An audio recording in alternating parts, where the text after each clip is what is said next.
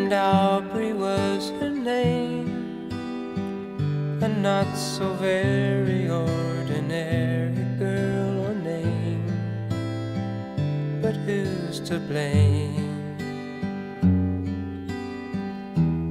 for a love that wouldn't bloom, for the hearts that never played in tune, like a lovely melody that everyone can sing. Take away the words that rhyme, it doesn't mean a thing.